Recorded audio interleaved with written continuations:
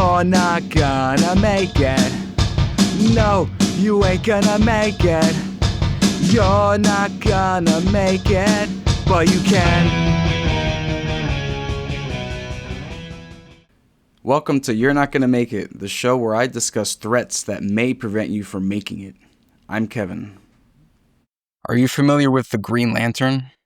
The DC Comics character who has basically a magic ring that can create anything the user puts their mind to, as long as they have the willpower to do so.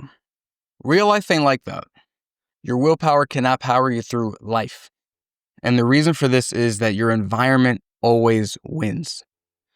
One of my favorite examples of this is Berardi's first law, which states something like, if you have a food in your home, eventually it will be eaten. Which means if you're someone who wants to lose weight and you keep buying Oreos, for example, and you keep them in your home, and you think, I'll just leave them there. Nothing's going to happen. Something's going to happen eventually. And the opposite is true too. If you keep something better in your home, like, I don't know, apples or something, eventually you're just going to eat that instead. Now, there are exceptions to these rules. Of course, you can buy junk food, leave it in the back of the pantry and forget about it. You can buy healthy food and let it rot, for sure. Think about this. If your goal is to lose weight, but you have stacks of Oreos in your home, you're going to need a lot of willpower to not go for them. And eventually, with all those Oreos staring you in the face, it might not end well. You're going to have to exhaust a lot of willpower, and it's going to be tiring. Whereas, if you really want to lose weight and you keep a bunch of apples in your home, if you have a little bit of willpower, you can make yourself eat some apples. If you have no willpower, you don't need any at all to just not eat apples, but you also won't eat Oreos. So in that case, the environment really helps you out. This doesn't even happen just at home. It's basically everywhere. Let's say you're at the office. They bring in the fucking donuts, which you can't stop. Let's be real. But they put them in the back of the office. You got to walk to that table over there. Now, you can walk around the office, walk to that table, stare at the donuts, use up all your willpower, not eat any. Or you can shift your environment a bit and just not walk over there. Walk to the fucking water cooler, water fountain, or stay in your little cubicle. Don't go over there. Your environment will then support you in not eating shit. Did they put the donuts on the edge of the table that's right next to you? That sucks. Take it, move it to the other side of the table, and you just save yourself some willpower. You work from home? If you're trying to lose weight, sitting down all day is not ideal. Just in general for health, being super sedentary is not great. But if you're home, what can you do? Well, you're at home. You can just get up whenever the hell you want. So I'd recommend that. You're in the place of comfort, so get up and be comfortable. Or even better, so that you don't encourage your body turning into a blob, buy a standing desk. What do you think I'm using right now to record this? I'm not sitting down, I'm standing up. In fact, back in March, I bought a costume for a cosplay, Kratos God of War, right? And I put that costume on my computer chair. And because it was, all these belts and shit, I'm like, I don't want to move this or touch this until I have to put it on. So I just left it there in the chair. And I'm thinking, all right, well, I can't sit. So let me just put up my standing desk and actually use it as a standing desk. And that was the case for months after the event. I'm thinking, I don't really feel like sitting down. Because when I do, I notice I'm like just turning into a fucking blob. So me being lazy that one time helped me be not lazy, basically every time I use my computer. So instead of sitting down and letting my spine fuck up, me just hunching and slouching over, I have to stand whenever I use my computer. And that's awesome because it helps my posture and it discourages me from being super lazy while I'm on the computer. I set up my environment to set me up for success. Another example, Planet Fitness. I have not been there in a while, but I hear that they give you Tootsie Rolls, pizza, stuff like that. So that's an example of diabolical sabotage because that's fucked up. You go to this environment to, better yourself. And then on the way out, they're like, hey, you want to fuck it up a bit? That's not cool. So what I'd recommend is if you go to a gym like that doesn't set you up for success, go to another one if you can, or work out at home. That way you can set things up that are, set things up in a way that are actually helpful for you. Let's get into some myth busting.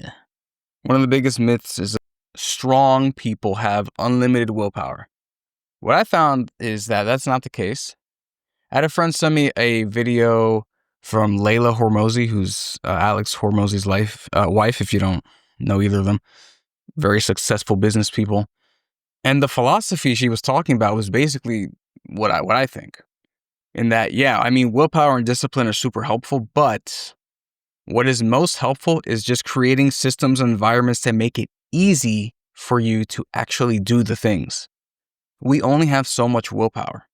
So instead of getting all this willpower, get my fucking gym clothes, go to the car, what I do instead is make it easy for myself. I leave a gym bag in my car, full of water, extra clothes, with a lock on it, so it doesn't matter which gym I go to. That bag has everything. And even better, in the trunk of my car, I have multiple sets of gym clothes.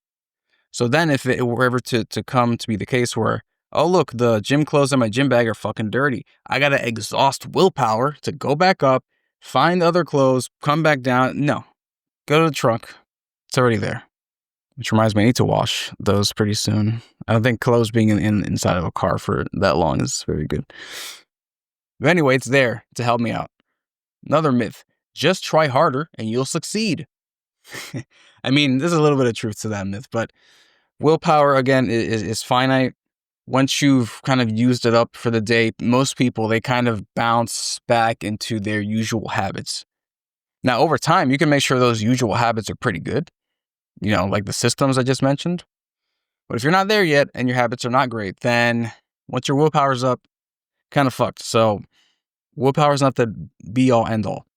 Another myth, and this is one that I might take a little issue with, but I mostly agree with. It is individual responsibility trumps everything. Yes and no, kind of. Like, at the end of the day, it's up to you to make this change, to keep things going in the way that you want it to be going. But let's say you're 14 years old. Your mother doesn't give a fucking shit about your weight loss, and she just keeps feeding you macaroni and cheese. And they don't let you go outside. No after school sports stuff.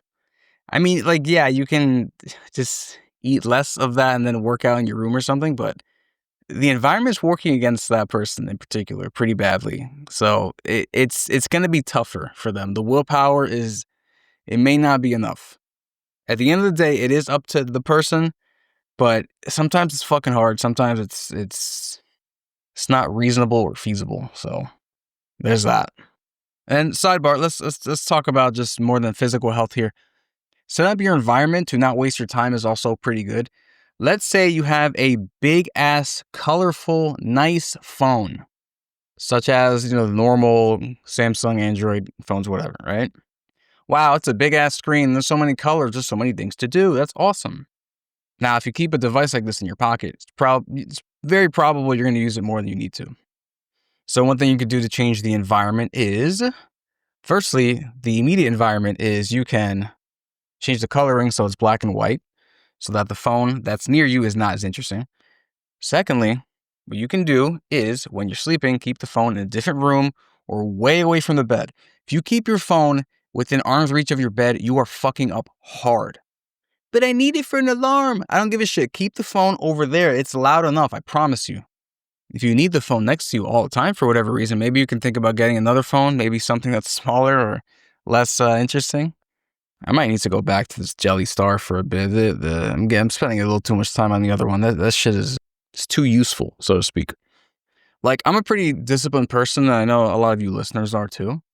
But we have, like I said, limited willpower.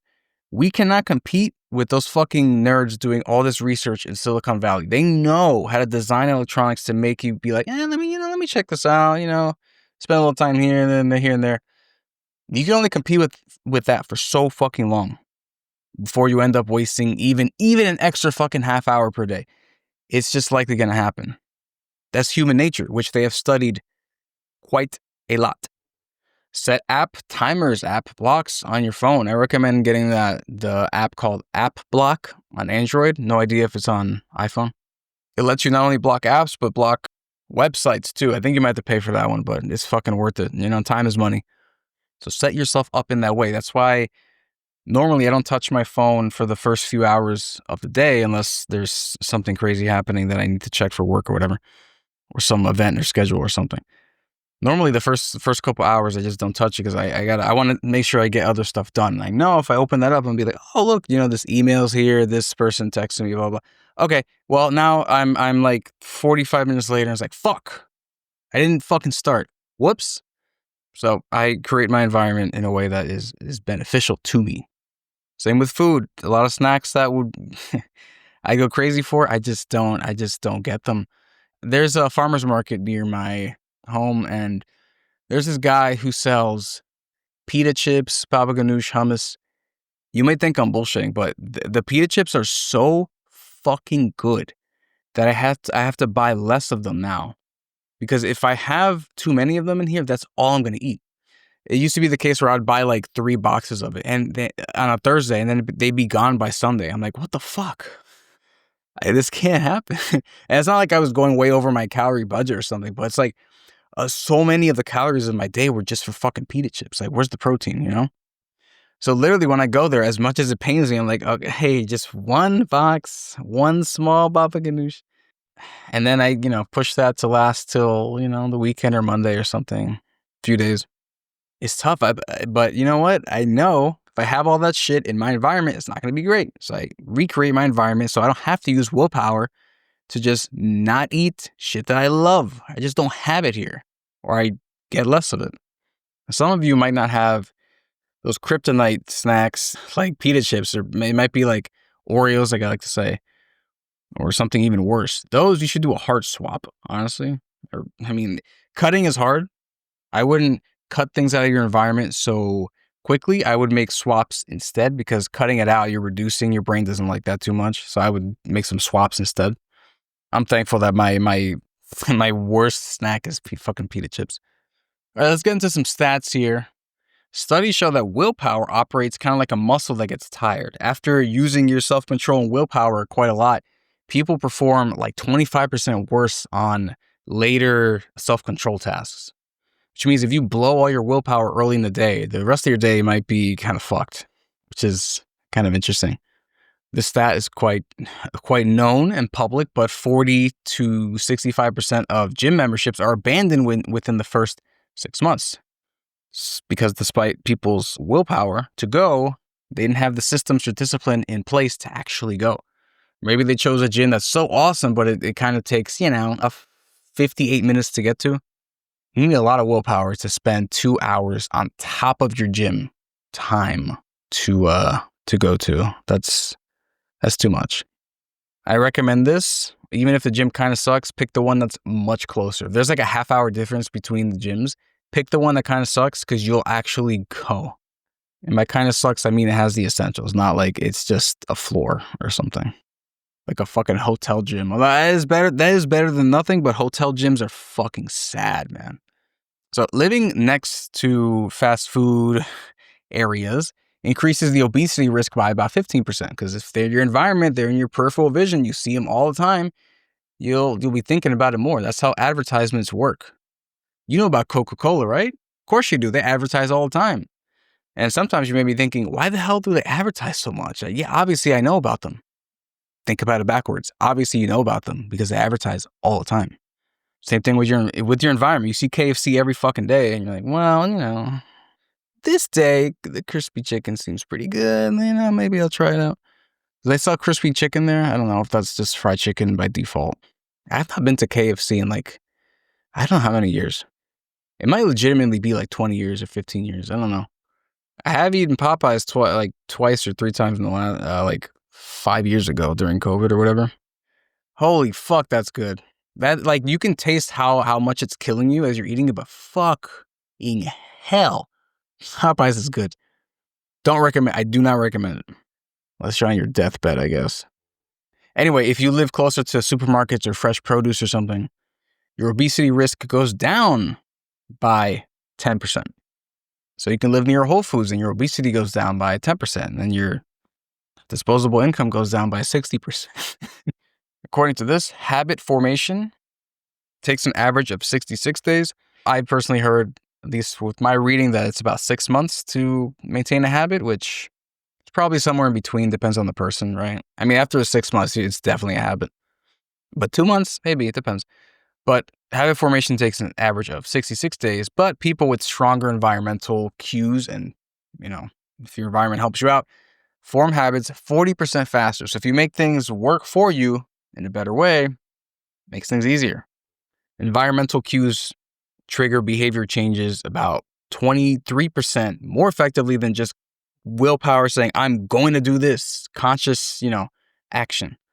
Which means, of course, action helps, right? But if your environment is already set up to make it easy for you, then it's a lot easier for you. So here's some stuff you can do to improve the environment rather than just wasting all your willpower.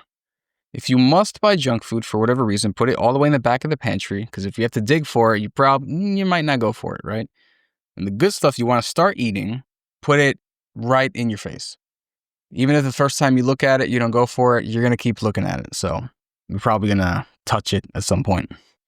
You can keep your gym clothes as well in your car, like I was saying. You can also keep it very easily accessible to you. I have a little space in my closet right on the left side for the gym clothes. So I can grab a gym shirt, grab gym shorts in their own little section up there. And then I go. If I have to dig for stuff, then it's going to be like, ugh, I have to use up willpower. I don't want to use up willpower. I need to save that for other shit. Like I was saying, you should get a standing desk because, when people say, oh yeah, you should get up to walk around every 15 minutes. Nobody fucking does that. Let's be real. You should, right? But no one does that. So if you have a standing desk, naturally you're going to, lean over, walk away. That's much easier because you don't have to stand up. You're already standing up. So you can pace around the room much more easily if you want to. It's just far, far more effective to set up your environment in a way where you're just standing rather than, hey, push back, stand up, walk outside of your cubicle, blah, blah. No, you're already standing up. Now, I don't know if you can get a standing desk in your office. That'd be cool. But if you're at home, you have that option. And I don't have an office. This is my fucking room. So anywhere you have a table, consider a standing desk, maybe. It'd be cool, you put a standing desk in your kitchen so you can eat standing up too. That's actually a pretty decent idea. If I were single, I would do that, but I have a girlfriend, so she's gonna be like, that would be ugly as hell. We're not having that in the kitchen. All right, well, maybe if I got a wooden one, those nice bamboo standing desks, but I'm not paying like hundreds just to eat standing up. So, but it's an idea. Anyway, yeah, just remove things that make it harder for you to do stuff. Set up your environment so it's really, really, really easy. And remove things that make it challenging for you. You have a book you want to read? Stop putting it under the stack of other fucking books. Put it right on top. Put it next to your bed. Put it on your table. You want to go to the gym first thing in the morning? Put your fucking gym bag, hang it on your doorknob. So that's what you see when you're about to leave your home. Like, oh yeah, I know where I need to go first. Buy some, fruit. Put it right in the fridge at the top. Well, I mean, there's like a part at the bottom for the fruit, but for other foods, I mean, you can still put it. You can put food wherever you want in the fridge. Put the fruit right on the top where you'll see it. Right in front. So you'll actually eat it. Basically, guys, make it easy. Don't exhaust your willpower. You need that shit for other things. And, some of these things you will use willpower for, but you have a limited amount. So don't blow it all, with stupid shit, just trying to basically overcome the environment being shitty. Just make it easier. Please. Or you're not going to make it. Hey, leave a comment. Do you have a standing desk? I wonder how many people have that because they seem fucking awesome. They do cost a bit though, but good investment. I'm not going to lie. Leave a comment if you have a standing desk or if you slouch all day like a fucking gremlin. All right, see you next time.